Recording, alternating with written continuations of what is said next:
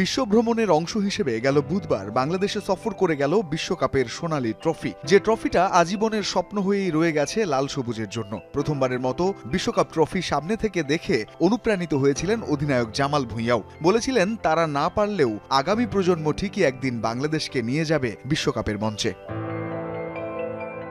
এবার খোদ ফিফা সভাপতি জিয়ান্নি ইনফান্তিনো স্বপ্ন দেখালেন বাংলাদেশকে। সম্প্রতি সামাজিক যোগাযোগ মাধ্যমে ইনফান্তিনোর কাছে তার এক অনুসারী প্রশ্ন রাখেন, বাংলাদেশ কি কখনো বিশ্বকাপ খেলতে পারবে?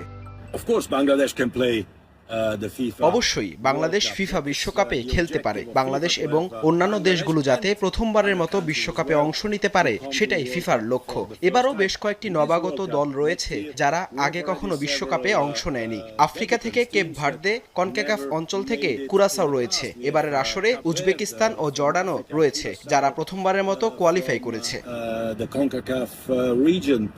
গত ডিসেম্বরে ফিফা আরব কাপের ফাইনাল দেখতে কাতারের দোহায় গিয়েছিলেন সভাপতি ইনফান্তিনো। সে সময়ের একটি ভিডিও শুক্রবার নিজের ভেরিফাইড ইনস্টাগ্রামে পোস্ট করেছেন তিনি। সেখানেই এক প্রশ্নের জবাবে বাংলাদেশকে ভবিষ্যতে বিশ্বকাপের বড় মঞ্চে দেখার আশা ব্যক্ত করেছেন। শুধু তাই নয়, বাংলাদেশে ফুটবলের জনপ্রিয়তায় মুগ্ধ ফিফা বস। বাংলাদেশ ফুটবলের দারুণ এক দেশ, যেখানে ফুটবল বর্তমানে জনপ্রিয় হয়ে উঠছে। তাদের অবশ্যই একটি সুযোগ আছে। বাংলাদেশ ফুটবল ও ফুটবল সংশ্লিষ্ট ব্যক্তিদের বেড়ে উঠতে ফিফা প্রচুর বিনিয়োগ করছে। বাংলাদেশ সহ বিশ্বের সব জায়গায় প্রতিভা রয়েছে এবং আমরা অদূর ভবিষ্যতে বাংলাদেশকে বিশ্বকাপে দেখার অপেক্ষায় আছি।